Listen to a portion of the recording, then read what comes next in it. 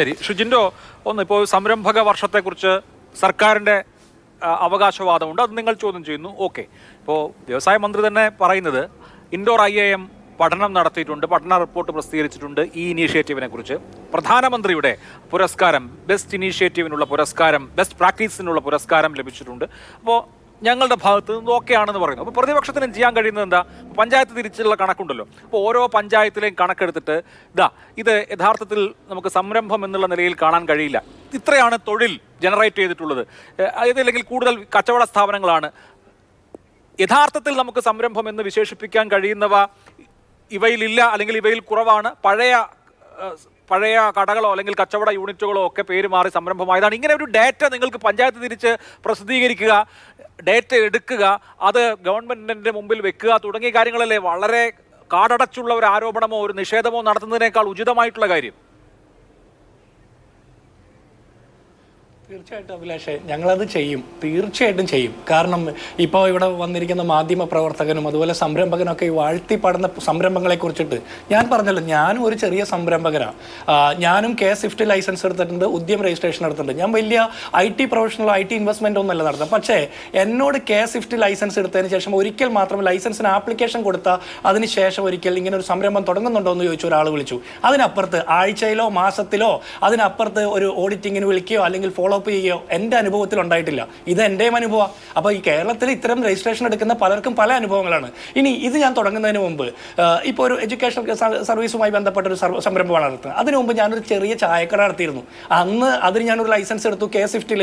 അപ്പോൾ അതും കേരളത്തിൽ P. രാജീവിൻ്റെ ഈ പറഞ്ഞ സംരംഭകത്വ വികസന പദ്ധതിയുടെ 3 ലക്ഷം പദ്ധതിയിൽ വരുന്ന, ഞാനത് നിർത്തിയിട്ട് 2 കൊല്ലത്തിന് മേലെയായി. അപ്പോൾ ഇങ്ങനെയുള്ള കണക്കുകൾ ഞങ്ങൾ പൊളിച്ച് കാണിച്ചു തരും. അന്നും ഇവരെയൊക്കെ വിളിച്ച് ചാനലിൽ ഇരുത്തി നമുക്ക് ഇതുപോലെ തന്നെ ഡിബേറ്റ് ചെയ്യണം. ഒന്നാമത്തെ, ഇനി ഞാൻ ചോദിക്കട്ടെ, കേരളം വ്യവസായ സൗഹൃദമാണെന്ന് അവകാശപ്പെടുന്ന പിണറായി വിജയൻ സർക്കാരിൻ്റെ കാലത്ത് 2021-22 കാലത്ത് 26 പൊതുമേഖലാ സ്ഥാപനങ്ങൾ നഷ്ടത്തിലായിരുന്നു. അത് 23-24 ആകുമ്പോൾ, അതായത് കഴിഞ്ഞ വർഷം അത് 33 സ്ഥാപനങ്ങളായിട്ട് വർദ്ധിക്കുക. നഷ്ടത്തിലാകുന്ന പൊതുമേഖലാ സ്ഥാപനങ്ങളുടെ എണ്ണം വർദ്ധിക്കുന്നു. ഇനി കേരളത്തിലെ ടെക്നോ പാർക്കിൽ വന്നിരുന്ന കമ്പനികൾ, പ്രവർത്തിക്കുന്ന കമ്പനികൾ 2012-13 കാലത്ത് 285 ആയിരുന്നെങ്കിൽ ഉമ്മൻചാണ്ടി സർക്കാർ അധികാരം ഒഴിയുന്ന സമയത്ത് 390 സ്ഥാപനങ്ങൾ ടെക്നോ പാർക്കിൽ പ്രവർത്തിക്കുന്നുണ്ടായിരുന്നു. അതായത് 37% സ്ഥാപനങ്ങളുടെ വർധനവ് ടെക്നോ പാർക്കിൽ മാത്രമുണ്ടായിരുന്നു.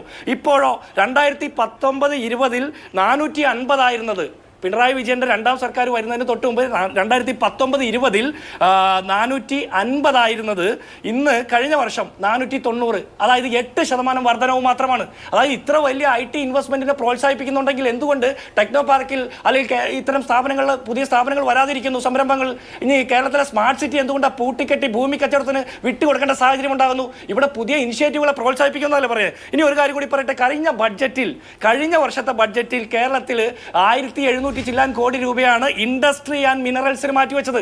അതിൽ 29.1% മാത്രമാണ് സർക്കാർ ചെലവഴിച്ചത്. ഈ സംരംഭകത്തെ പ്രോത്സാഹിപ്പിക്കുന്ന സർക്കാർ, വ്യവസായ സൗഹൃദം എന്ന് പറയുന്ന സർക്കാർ 30% താഴെയാണ് ബജറ്റ് എസ്റ്റിമേഷനിൽ, ബജറ്റ് അലോട്ട്മെന്റിൽ മാറ്റിവെച്ചത്, ചെലവഴിച്ചത്.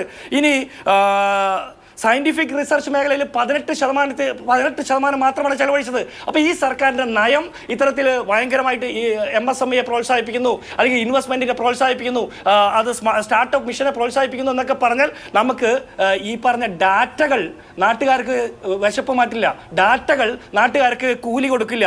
ഇനി ഒരു കാര്യം കൂടി ഞാൻ സൂചിപ്പിക്കാനുണ്ട് ഇതിനോടൊപ്പം. ഈ നമ്മുടെ മുഖ്യമന്ത്രി ടൈംസ് സ്ക്വയറിൽ പോയി ഇരുമ്പ് കസേരയിൽ പാകാവത്ത കോട്ടിട്ടിരുന്നു കൊണ്ട് ഇവിടെ സംരംഭകർ വരില്ല. ശരിയാണ്, എനിക്ക് മുമ്പ് പറഞ്ഞ മാധ്യമപ്രവർത്തകൻ പറഞ്ഞ പോലെ നമ്മളിത് കുറെ കൂടി പറയണം, പ്രചരിപ്പിക്കണം, ശരിയാണ്. പക്ഷെ പ്രചരിപ്പിക്കാൻ എടുക്കുന്ന മാർഗങ്ങൾ എന്താ? ഇരുമ്പ് കസേരയിൽ പോയി പാകാവത്ത കോട്ടിട്ടിരിക്കുന്നതാണ് മാതൃക?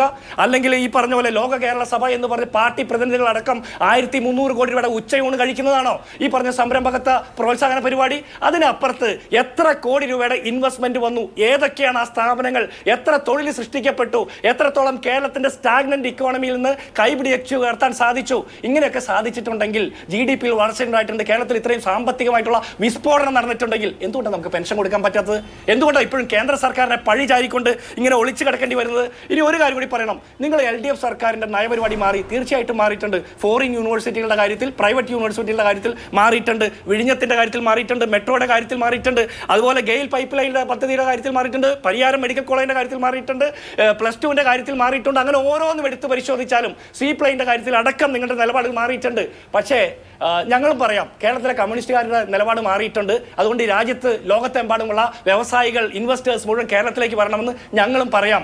അതിനപ്പുറത്ത് നമുക്ക് എന്താ പറയാൻ പറ്റുക? യാഥാർത്ഥ്യങ്ങളെ അഡ്രസ്സ് ചെയ്തിട്ട് വേണം കണക്കുകൾ വെച്ച് പറയാൻ. ഈ പറഞ്ഞ കണക്കുകൾ, ഞാൻ പറയുന്നു, ഈ 3 ലക്ഷം സംരംഭകർ എന്ന് പറഞ്ഞ കണക്കുകൾ വ്യാജമാണ്, കള്ളമാണ്, പെരുപ്പിച്ച് കാണിച്ചാണ്. അതിനപ്പുറത്ത് ഈ പറഞ്ഞ MSMEയുടെ സൈറ്റ്, അതുപോലെ ഉദ്യം രജിസ്ട്രേഷന്റെ സൈറ്റ്, K-Swiftന്റെ സൈറ്റ് ഒക്കെ എടുത്ത് ക്രോസ് ചെക്ക് ചെയ്യുമ്പോൾ മാതൃഭൂമിക്ക് തന്നെ, ഉത്തരവാദിത്തപ്പെട്ട മാധ്യമം എന്നുള്ള നിലയ്ക്ക് നിങ്ങൾക്ക് തന്നെ ഇത് പൊളിക്കാവുന്നതാണ്. ഞങ്ങളും വരും ദിവസങ്ങളിൽ ഇതിന്റെ പുറകെ തന്നെ ഉണ്ടാവും. ഇനി മാധ്യമപ്രവർത്തകൻ ചോദിച്ച ഒരു ചോദ്യമുണ്ട്, കോവിഡുമായി ബന്ധപ്പെട്ട് യൂത്ത് കോൺഗ്രസ് നേതാവ് പറഞ്ഞു ഇതുവരെ കേട്ടിട്ടില്ലെന്ന്. ഞങ്ങൾ കഴിഞ്ഞ കുറെ കാലങ്ങളായിട്ട് പറയുന്നതാണ് മാഷേ, ഇവിടെ കേരളത്തിലെ ആളുകളുടെ മരണനിരക്കിൽ കൃത്രിമം കാണിച്ചു, അത് തെറ്റായി രേഖപ്പെടുത്തി, എണ്ണം കുറച്ച് കാണിച്ചു.